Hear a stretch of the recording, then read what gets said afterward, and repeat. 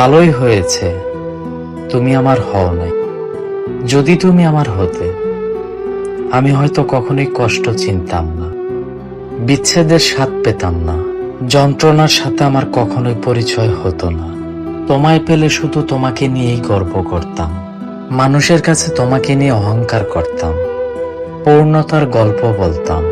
কিন্তু তুমি আমার না হওয়ায় বুঝেছি, ভালোবাসা সব সময় মিষ্টি না, মাঝে মাঝে খুব নিষ্ঠুরও হয়।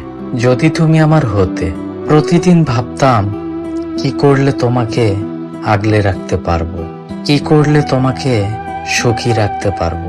তোমার জন্য নিজের সব বিসর্জন দিতে রাজি থাকতাম।